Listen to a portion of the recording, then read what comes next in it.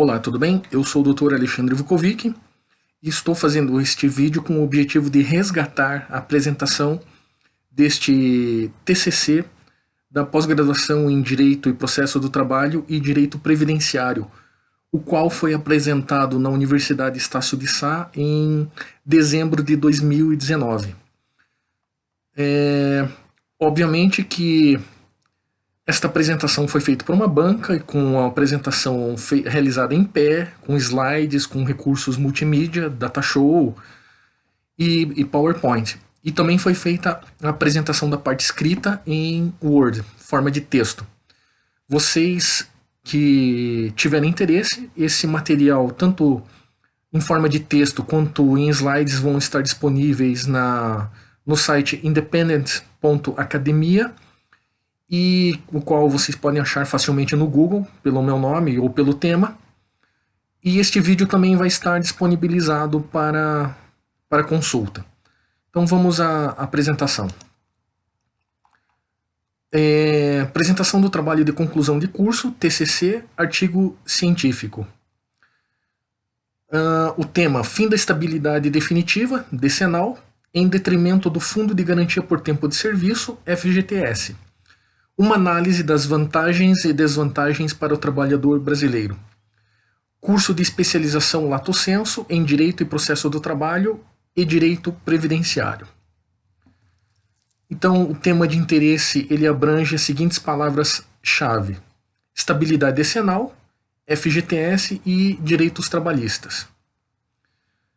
Qual é a pergunta desta pesquisa, para iniciarmos a apresentação? Com o fim da estabilidade definitiva, a decenal, e substituição pelo FGTS, quais as vantagens e desvantagens que esta reforma das garantias trabalhistas trouxe para o trabalhador brasileiro? É o que nós veremos. Como objetivo geral desta apresentação, nós temos demonstrar se o fim da estabilidade decenal definitiva e sua substituição pelo Fundo de Garantia por Tempo de Serviço, FGTS, acabou por melhorar ou piorar as condições experienciadas pelo trabalhador brasileiro, fazendo uma análise comparativa entre suas vantagens e desvantagens.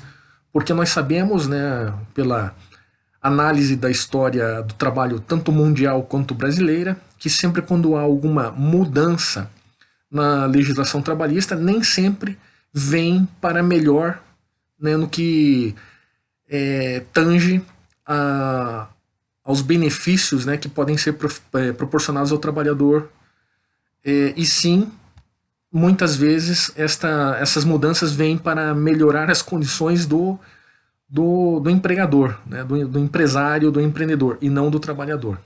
Mas isso nós vamos analisar no decorrer desta apresentação. Como objetivos específicos, nós temos 5 pontos a analisar. Primeiro, analisar a evolução histórica do trabalho em âmbito mundial. Esta parte ela está em forma de texto e não vai ser apresentada. Ela serviu somente para o embasamento desta apresentação. Segundo objetivo específico, analisar a evolução histórica do trabalho em âmbito nacional. Tratamos, né, das relações trabalhistas aqui no Brasil. E ela também está em forma de texto. Terceiro objetivo específico, analisar o modus operandi da modelagem de estabilidade definitiva, a decenal. Quarto objetivo específico, apresentar o modus operandi da modelagem do Fundo de Garantia por Tempo de Serviço, o FGTS. E nesta apresentação, né, dado o tempo exíguo que nos é dado pela banca, né, durante a apresentação, nós fizemos uma tabela comparativa, né, apresentando vantagens e desvantagens de cada um desses modelos, de modo que nós pudéssemos, né, fazer comparações, de modo a chegarmos a uma conclusão para atingir o objetivo deste trabalho de conclusão de curso. E como quinto e último objetivo específico, nós temos realizar estudo comparativo sobre os dois modelos, apresentando vantagens e desvantagens de cada um para o trabalhador brasileiro.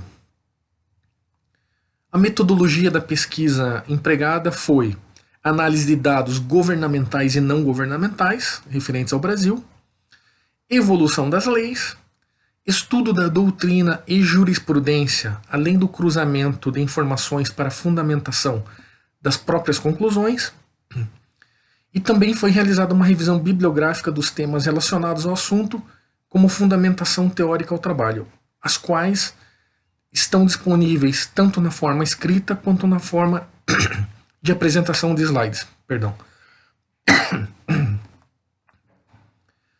A fundamentação teórica. Principais conceitos do embasamento deste artigo jurídico. Decreto-Lei nº 5.107 de 66. Lex, Fundo de Garantia por Tempo de Serviço. Decreto-Lei nº 8.036 de 1990. Lex, dispõe sobre o Fundo de Garantia por Tempo de Serviço e dá outras providências. E Decreto-Lei nº 99.684 de 1990 também. Lex, consolida as normas regulamentares do Fundo de Garantia por Tempo de Serviço, o FGTS. E qual é a linha defendida por este TCC?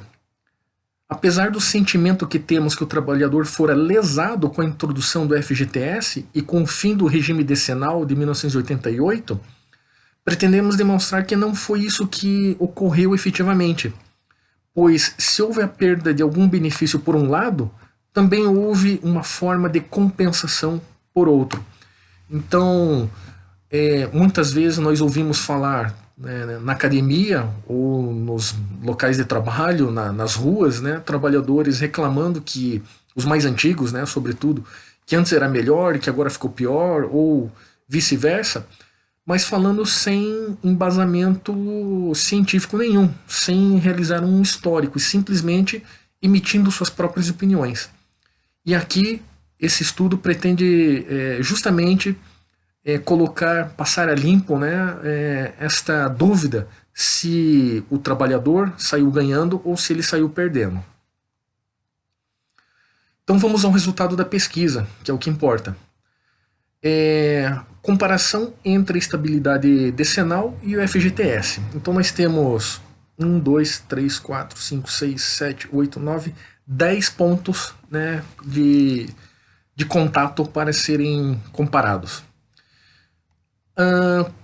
A previsão legal para a estabilidade decenal ela se deu por ocasião da Lei 4.682 de 1923, que também era conhecida como Lei Eloy Chaves, e foi a criadora desse tipo de estabilidade no Brasil, ela que iniciou essa estabilidade, tendo sido aperfeiçoada posteriormente pela Lei número 62 de 1935, sendo estendida aos empregados da indústria e comércio. Tá? E o Fundo de Garantia, por sua vez, a previsão legal é a Lei 8.036 de 1990 e pelo Decreto 99.684 de 1990. Então, essa previsão legal é justamente para aqueles que desejam tomar conhecimento da letra da lei, para pesquisar aí nas próprias leis. E na estabilidade decenal nós tínhamos um período de estabilidade a qual o trabalhador adquiria depois de 10 anos de trabalho. O que na prática isso não chegava a acontecer, pois perto do trabalhador conquistar essa estabilidade, o empregado, perto de conquistar essa estabilidade, era dispensado pelo empregador e não chegava a usufruir na prática. E, por outro lado, o fundo de garantia não há estabilidade, ele pode ser dispensado a qualquer momento. Terceiro ponto da estabilidade decenal, nós temos a dispensa por justa causa somente por meio de inquérito, ou seja, um empregador, para fazer a dispensa do empregado, seja de forma motivada ou imotivada, deveria ser aberto, instaurado um inquérito para saber as causas dessa dispensa do empregado. Ele simplesmente não poderia ser mandado embora sem que houvesse uma causa raiz que justificasse a sua dispensa. E por outro lado, no FGTS, nós temos a dispensa por justa causa, por falta grave, a qualquer momento, sendo que cabe ao empregador o ônus da prova, caso haja reclamatória trabalhista ajuizada pelo empregado. Ou seja, o FGTS prevê a dispensa motivada, né, sem motivada e imotivada. E no caso da justa causa, o empregador, ao dispensar o empregado, ele tem que comprovar, né, essa justa causa na justiça. Isso é o princípio da hipossuficiência, que também cabe lá no direito do consumidor, onde ele foi criado, né, justamente para proteger a parte mais fraca. Aí, no caso, aqui, a parte mais fraca na relação trabalhista é o empregado e não o empregador. Próximo ponto, né, na estabilidade decenal, nós temos que gera a indenização de 1 mês de salário para o empregado, dispensado que tenha mais de 1 ano de trabalho e menos de 10 anos. É claro que a estabilidade decenal não existe mais, mas nós estamos colocando o verbo no presente, né, só para efeitos de comparação. E no FGTS, gera a indenização para o empregado de 8% do seu salário por mês trabalhado, atualizado mensalmente, onde o trabalhador só receberá esta verba rescisória caso seja dispensado sem justa causa. Ou seja, daquele valor que o empregado recebe do seu empregador por mês, o empregador retira 8% e faz um depósito numa conta de FGTS em nome do seu empregado na Caixa Econômica Federal, e todo mês, né, é depositado esse percentual. E quando o empregado é dispensado, né, sem justa causa, pelo seu empregador, ele tem direito a esse saque, né, da conta do Fundo de Garantia por Tempo de Serviço junto à Caixa Econômica Federal. O próximo ponto da estabilidade decenal, nós temos que o empregador tinha, né, que provisionar 1/12 do valor do salário do trabalhador para cobrir a sua dispensa. Ou seja, era feita uma poupança forçada, sempre de uma fração, né, do seu salário, como uma forma de indenização. E no FGTS, o empregador que tem que disponibilizar mensalmente 8% do salário do empregado em conta do FGTS na Caixa. Isso foi falado anteriormente. Na estabilidade decenal, né, os provisionamentos, né, alegados eram elevados para o empregador. Enquanto que no FGTS, o provisionamento legal de 8% sobre o salário do empregado, né, é reduzido. Então houve, né, esse equilíbrio, né, de provisionamentos.